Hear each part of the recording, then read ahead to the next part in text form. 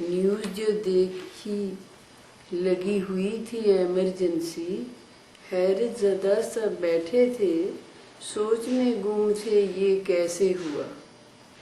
قوم تو سمجھی بیٹھی تھی جمہوریت کی ٹرین چلی آتی ہوگی، وہ کیا تھے عوامل راہ میں یا ٹرین کی پٹری اکھڑ گئی۔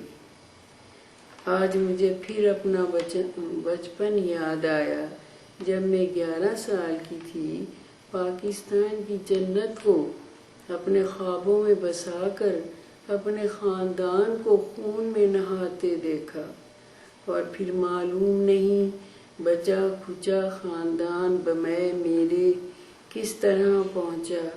کیا میرے گھر کے شہیدوں نے اسی دن کے لیے دی تھی قربانی؟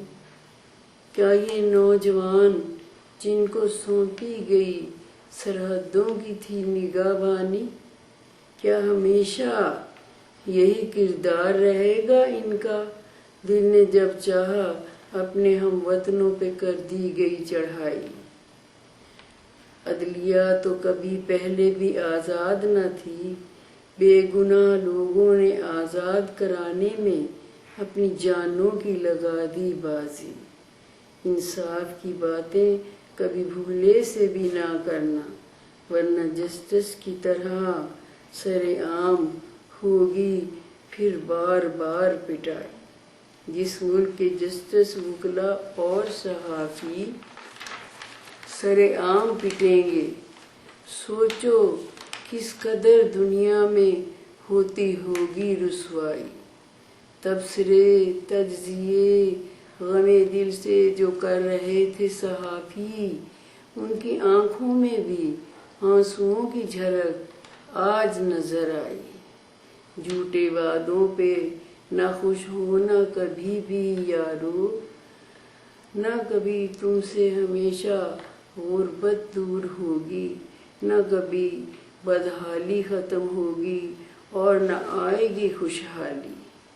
گہرے گرداب میں نیا کو پھنسا کر کتنے خوش ہیں رکھوالے، کہہ رہے ہیں بہت مجبوری تھی اس لیے لگانی پڑی ایمرجنسی۔ کیا اسی کو کہتے ہیں روشن خیالی؟ لڑنے بھڑنے سے اپنے ہی گھر کو جلا لیتے ہیں ہمیشہ۔ لوٹنے والوں کو تو کچھ فرق نہیں پڑتا، گردنیں کٹتی ہیں غربت میں پسنے والوں کی ہمیشہ۔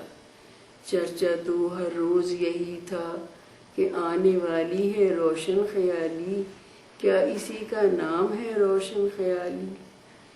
یا رب کوئی ایسا مسیحا میرے وطن آ جائے، ڈوبتی کشتی کو کنارے پہ لگا جائے۔